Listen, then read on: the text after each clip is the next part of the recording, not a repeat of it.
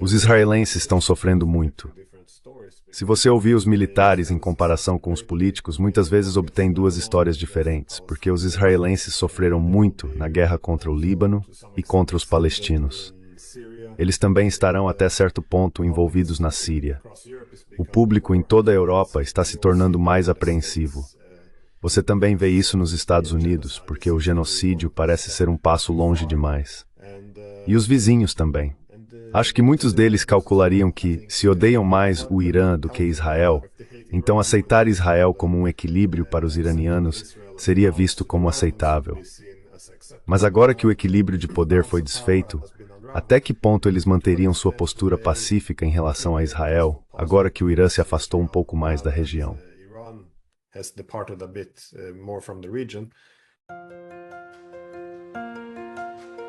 Olá a todos.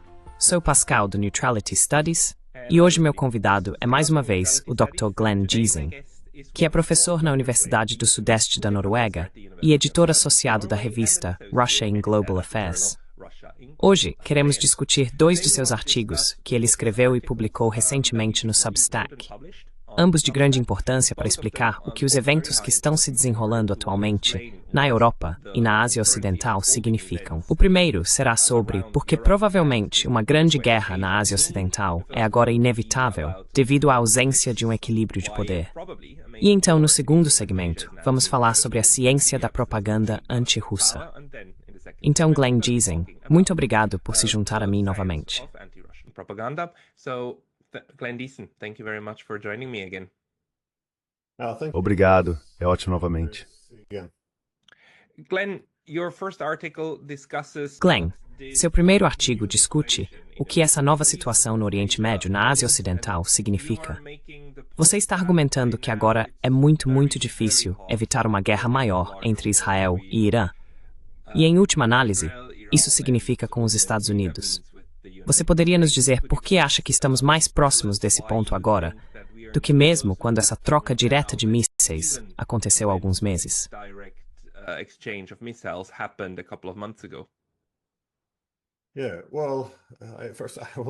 Sim, bem, antes de tudo eu escrevi isso porque estava um pouco frustrado ao abrir qualquer jornal. O modelo usual é sempre que a democracia e a liberdade venceram o autoritarismo e é o bem contra o mal. Agora as coisas serão, a paz chegou, será a estabilidade. Então, muito mundo de fantasia. Então, meu principal argumento é que o oposto exato aconteceu.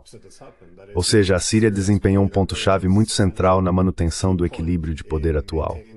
E com essa ruptura, com a destruição agora da Síria, a situação está em grande medida de cabeça para baixo.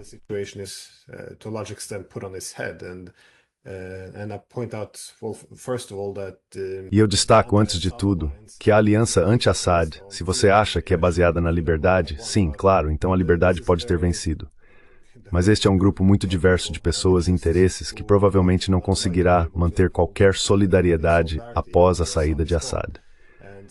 Em segundo lugar, os grupos enfraquecidos, especialmente os palestinos, o Hezbollah e o Irã, também não vão simplesmente se aposentar. Acho que essa situação também se tornará desestabilizada. Como vemos agora, os israelenses, é claro, quando eliminam todos esses atores menores ou de médio porte, seu principal objetivo, a cabeça do povo, é sempre o Irã.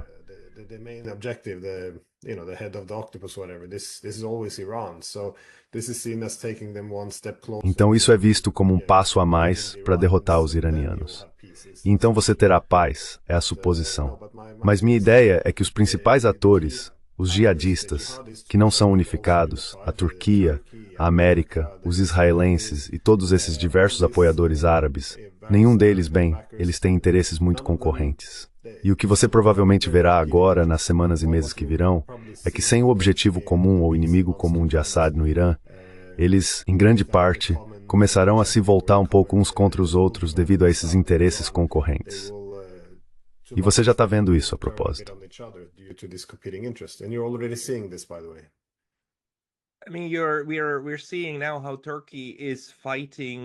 Quero dizer, estamos vendo agora como a Turquia está lutando abertamente contra os curdos, apoiados pelos Estados Unidos, certo, que estão no nordeste da Síria. E isso coloca os Estados Unidos em um dilema, porque ambos são basicamente seus aliados. E vimos isso repetidamente. Certo, como a saída de um ator realmente muda toda a dinâmica do sistema. E a questão então basicamente é se um novo equilíbrio é estabelecido, que seja firme e que se mantenha, ou se isso agora encoraja um dos atores a ir muito mais longe. E já vimos Israel aproveitando.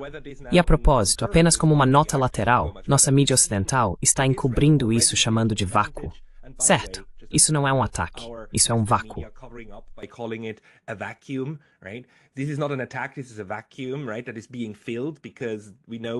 Certo. Isso está sendo preenchido porque sabemos pela física que é isso que acontece quando você tem um vácuo e o ar entra. Ele preenche novamente. Então é algo natural de acontecer. Não é uma invasão. Não é um ataque ilegal. Está preenchendo o vácuo. Acho isso novamente fascinante.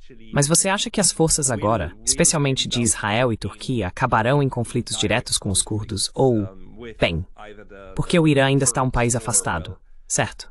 Além disso, na mídia, continuamos ouvindo agora que Israel poderia atacar diretamente o Irã porque a Síria está fora do jogo. Eles continuam esquecendo que ainda há o Iraque. O Irã está lá. Você pode falar sobre isso? Can you talk to that? Bem, primeiro, deixe-me apenas dizer que concordo que os turcos, obviamente, acho que já estão se chocando um pouco com os americanos. Então eles têm grupos de procuração americanos e turcos já lutando. Mas, novamente, até mesmo grupos de procuração americanos dentro da Síria têm lutado entre si.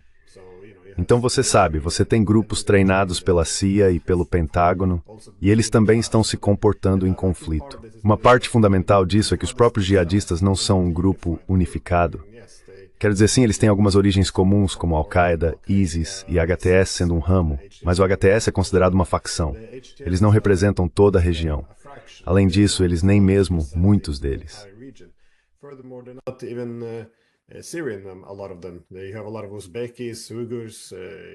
Eles têm muitos uzbeques, uigures e muitos que não falam árabe. Alguns deles podem estar conseguindo residência ou cidadania, é claro, por causa de sua contribuição para a luta. Mas isso dificilmente é a oposição síria que foi vendida ao público. E claro, esses jihadistas não podem simplesmente entrar, esse grupo jihadista fragmentado, e dominar a Síria secular, que tem sido a mais secular da região sem grandes problemas. E claro, acho que a Turquia acredita que pode controlar o HTS e os grupos que têm apoiado em Idlib. Mas agora que Assad se foi e eles estão na Síria, não acho que possam domar esse animal que libertaram.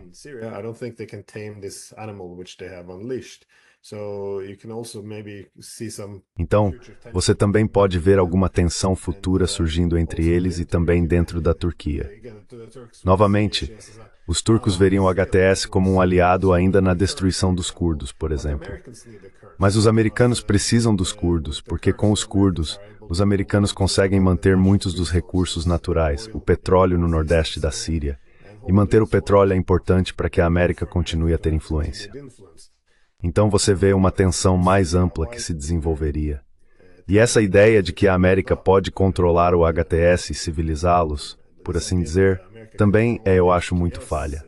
Lembre-se de que os americanos ainda têm uma recompensa de 10 milhões de dólares pela cabeça de Jolani.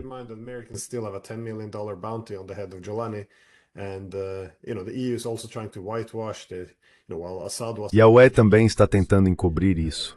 Enquanto Assad era um regime, esses novos decapitadores na Síria são aparentemente um governo e autoridades, e devem ser tratados como muito legítimos. Então vemos muita legitimidade sendo jogada por aí. E acho que isso não vai durar em grande medida. E acho que já podemos ver a possibilidade de isso se espalhar. Acho que a Jordânia está bastante vulnerável agora. E também acho que sem a Síria não há realmente Palestina. Eles se tornam gravemente enfraquecidos, pelo menos, dado que isso faz parte de um ponto-chave dessa resistência, e também dá a Israel a possibilidade de colocar mais pressão para esmagar o Hezbollah.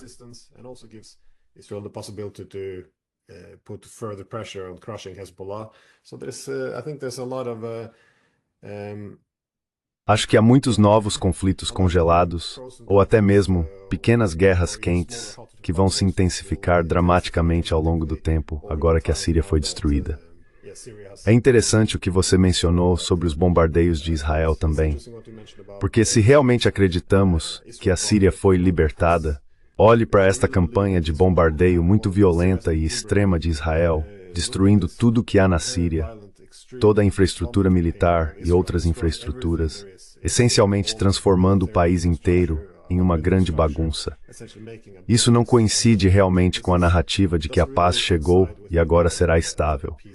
De fato, você vê isso sendo aproveitado como uma oportunidade para destruir completamente o país.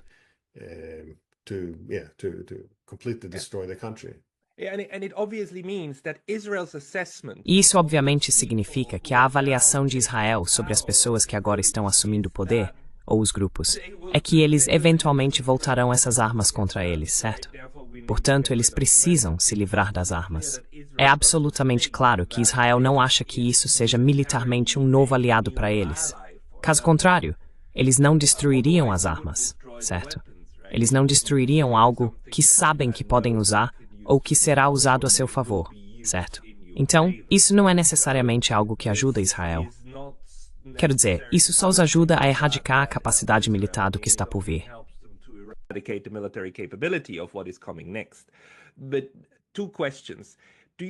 Mas duas perguntas. Você acha que não é provável que os turcos estejam agora tentando fazer um acordo com os americanos, dizendo a eles, olha, vocês podem ficar com todos os campos de petróleo, mas expulsem os curdos, e nós entramos, assumimos e lutamos contra eles para que não possam apoiar o PKK? Quero dizer, basicamente para que o PKK seja enfraquecido terminalmente. Mas vocês podem ficar com os campos de petróleo para que possam eliminar, do ponto de vista turco, mais um ator. E a segunda pergunta, há uma história na Ásia Ocidental de América e Israel fazendo algo horrível, com alegria e felicidade, como destruir o Iraque, como invadi-lo.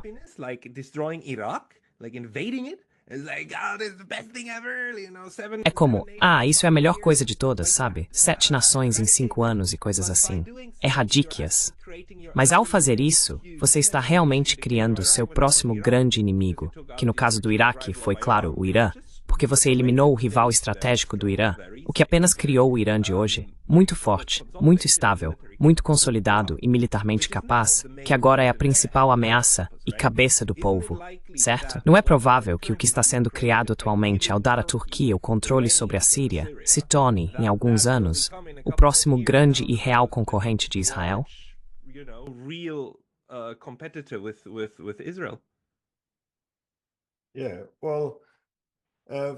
Bem, sobre a primeira questão, acho bastante razoável supor que os principais atores estão tentando chegar a algum tipo de acordo. E é por isso que você vê os americanos tentando trabalhar com... Sim, os jihadistas, os americanos e os turcos certamente estarão conversando juntos também. Não tenho certeza se isso será possível, uma troca em que os curdos possam ser destruídos, mas os americanos possam manter os campos de petróleo, porque os americanos precisarão de alguns representantes para representá-los na região. Caso contrário, eles simplesmente se tornam uma potência colonial direta. Então acho que será difícil. Mas por outro lado, acho que os Estados Unidos também devem reconhecer que podem estar em uma posição enfraquecida, porque o HTS não aceitará os curdos e sua autonomia, especialmente na medida em que estão controlando recursos vitais. To the extent they're controlling vital resources, and the Turks would, at the same. E os turcos pensariam da mesma forma, porque, novamente, uma das razões pelas quais a Síria colapsou tão rapidamente foi que esta tem sido uma guerra muito longa. Os americanos destacaram isso em várias ocasiões, que eles controlarão os recursos como uma fonte de influência, enquanto bloquearão todo o resto na Síria para garantir que acabe em extrema pobreza, de modo que, essencialmente, Assad só pudesse governar sobre escombros. Este foi o principal argumento. Agora, por causa disso, é claro, o país ficou enfraquecido. O exército se desintegraria assim que surgissem ofertas melhores. Mas isso também levanta a questão: até que ponto a Turquia e os jihadistas podem aceitar que os Estados Unidos tenham essa influência abrangente agora? Acho que seria difícil chegar a um acordo. Acho que não é impossível. Mas eles também têm outros interesses concorrentes.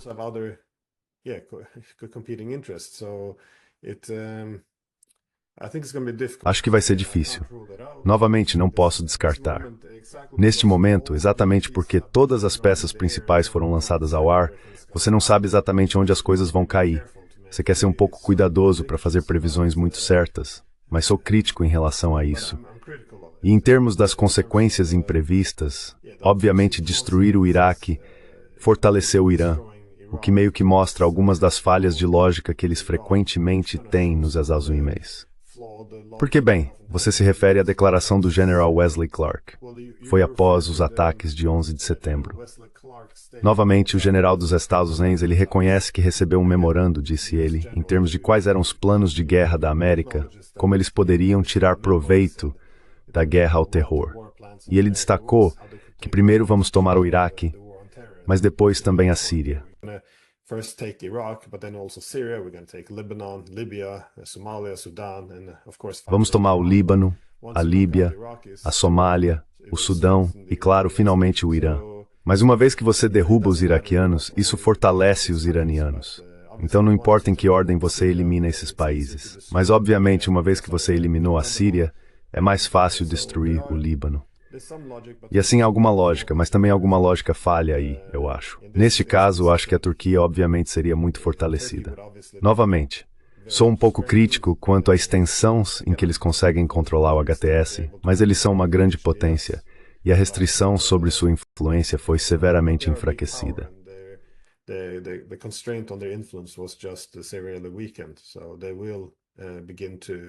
Então, eles começarão a ter uma influência maior. E uma das questões principais para os Estados Unidos é que os turcos têm sido muito insistentes em se ajustar a uma ordem mundial multipolar. Eles querem ter uma política externa mais independente. Então, mesmo sendo um membro da OTAN, eles não seguem obedientemente como o resto dos europeus. Portanto, pode-se esperar que uma Turquia fortalecida se torne ainda mais, na falta de uma palavra melhor, desobediente ou de mentalidade independente ou até agressiva. Então, acho que pode haver algumas preocupações aí.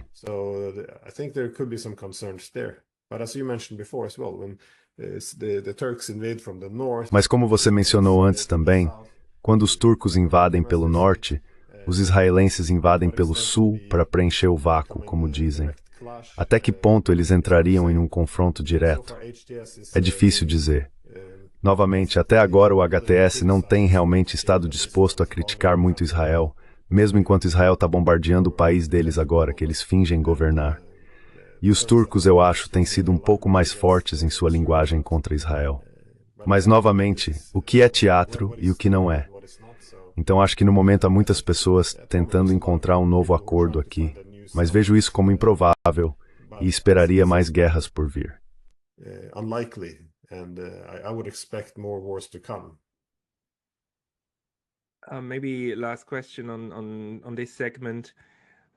Talvez a última pergunta deste segmento. O que você acha? Ou vê alguma forma de estratégia quando se trata de Israel aqui? Porque até agora, a estratégia, na minha opinião, tem sido devastar todos os países ao seu redor, certo? Para garantir que qualquer um que não esteja completamente alinhado com a política externa de Israel e dos Estados Unidos seja basicamente desmantelado, forçado às suas próprias guerras civis e mantido incrivelmente instável. Repetidamente, a forma como o Oriente Médio tem sido incendiado, a fim de fortalecer a posição de Israel, está se repetindo.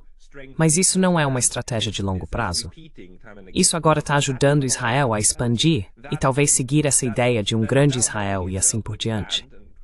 Mas não cria amigos, certo?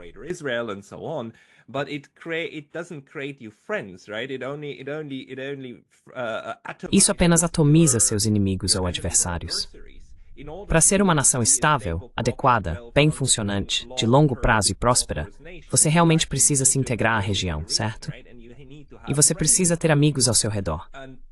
E eu não vejo isso. Eu só vejo que alguns países não são inimigos diretos. Você acha que essa estratégia de Israel vai mudar no futuro? Porque ainda me parece que não há um plano para realmente consolidar e fazer amigos ao redor. Até mesmo a Jordânia não está realmente na lista de amigos. Está apenas na lista de países que Israel não quer explicitamente destruir.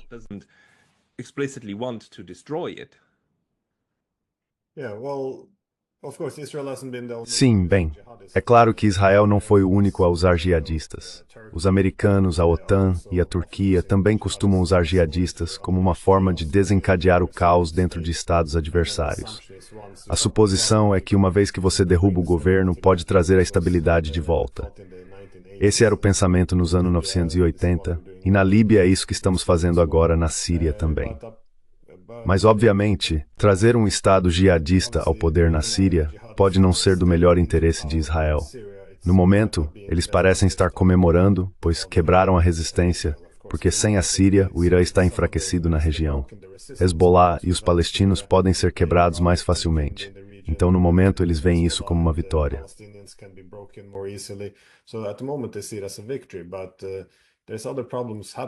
Mas há outros problemas acontecendo. Eles tendem a definir toda a destruição e enfraquecimento de adversários como, efetivamente, ter seus oponentes enfraquecidos e ter mais caos, pensando que isso está em seu interesse. Mas acho que estão criando muitos problemas para si mesmos. A Síria não será um vizinho estável. Claro, isso poderia legitimar o uso de mais força militar, porque agora eles não estão libertando a Síria. Agora eles vão lutar contra o terrorismo lá. Então você tem razões para ocupar mais território, você tem razões para usar sua força militar. Mas no geral acho que eles se tornaram muito ideológicos em Israel, porque tudo parece ser tratado como uma vitória, mas os israelenses estão sofrendo muito. The Israelis are suffering greatly. If you listen to the military versus the politicians, you often get two different stories because Se você ouvir os militares versus os políticos, muitas vezes você obtém duas histórias diferentes, porque os israelenses sofreram muito na guerra contra o Líbano e contra os palestinos. Eles também estarão até certo ponto estendidos na Síria. E como você disse, até mesmo seus amigos agora está se tornando muito difícil ser um aliado de Israel. Mesmo os europeus agora estão, pelo menos o público, embora os governos ainda sejam muito favoráveis, se tornando mais apreensivos. Você também vê isso nos Estados Unidos, porque o genocídio parece ser um passo longe demais. E os vizinhos também. Acho que muitos deles calculariam que, enquanto odiarem mais o Irã do que Israel, aceitar Israel como um equilíbrio para os iranianos seria visto como aceitável. Accepting Israel as a balance to the Iranians would be seen as acceptable, but now that the balance of power has been unraveled. Mas agora que o equilíbrio de poder foi desfeito, até que ponto eles manteriam sua postura pacífica em relação a Israel agora que o Irã se afastou um pouco mais da região? Então você pode ver mais hostilidade no futuro, não apenas da Turquia, mas provavelmente também do Egito. E você mencionou a Jordânia. Acho que isso é importante também. Lembre-se de que metade da população lá é de descendência palestina. E eles têm uma posição muito estranha em relação a Israel, porque, por um lado, o governo está trabalhando com Israel e os Estados Unidos. Eles têm ajudado a desestabilizar a Síria durante a última década, ou mais. Já se passaram 14 anos agora. Mas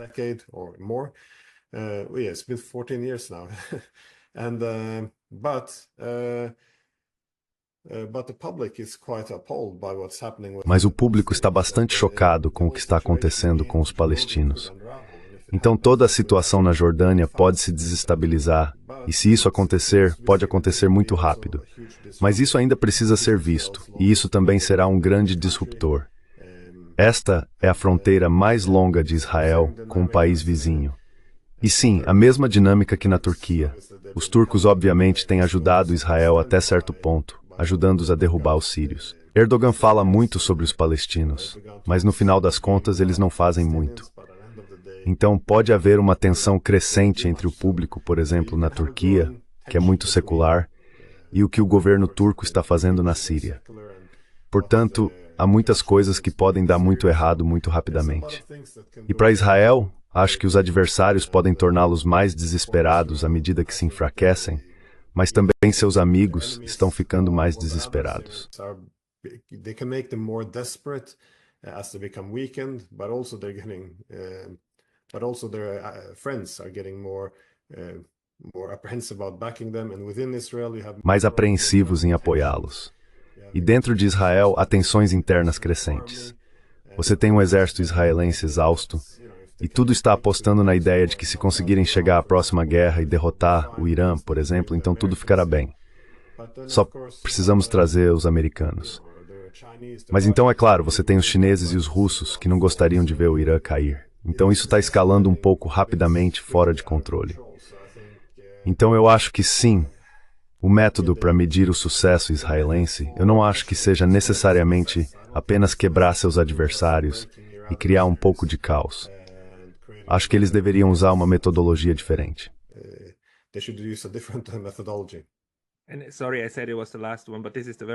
E desculpe, eu disse que era a última, mas esta é a última pergunta. Você mencionou a Rússia e a China.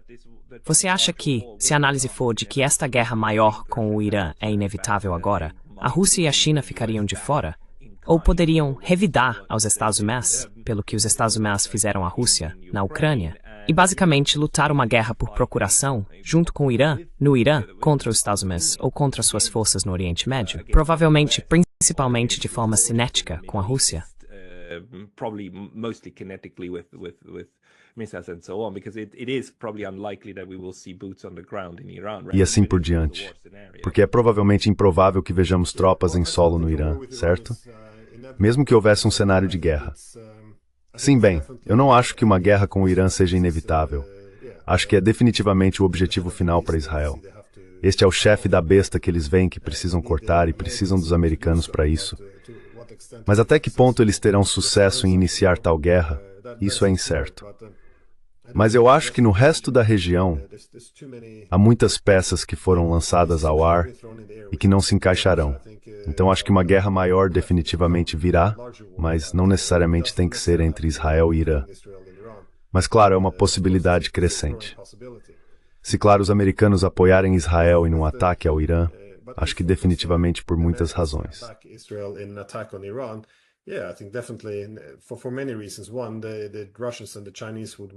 Os russos e os chineses não gostariam que o Irã fosse destruído, como nas outras longas guerras que tivemos no Oriente Médio. Mas também, além dos interesses econômicos e políticos, há o impulso para enfraquecer os Estados Unidos, para fazer um troco, por assim dizer. E acho que provavelmente os russos já fizeram isso até certo ponto, ajudando o Iêmen. Não tenho nenhuma evidência disso, mas suponho que eles têm procurado alguma maneira de revidar, impor alguns custos aos Estados Unidos. Lembre-se que o embaixador dos Estados em Israel destacou isso no Breitness, a autoridade de sangrados russos enfraquecidos.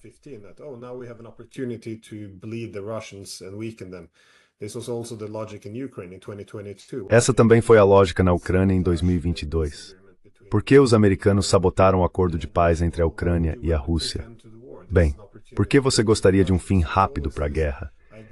Esta é uma oportunidade para sangrar os russos. Então é sempre essa ideia de que você gradualmente sangra seus adversários, que é o que aconteceu com a Síria, aliás.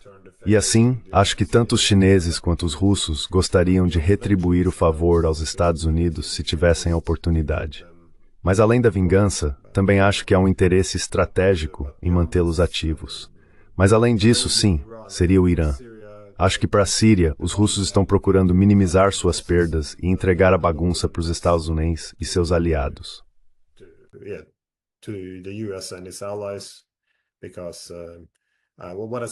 Porque o que vejo agora é que eles podem negociar a manutenção de suas bases, mas não estão apostando nisso, porque os americanos vão pressionar muito para expulsar os russos.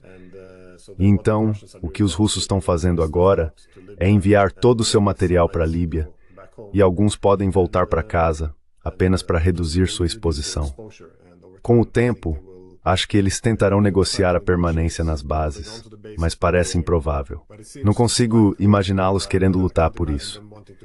Novamente, com quem eles lutariam e qual seria o propósito no final das contas? Então acho que sim, muitas mudanças estão por vir.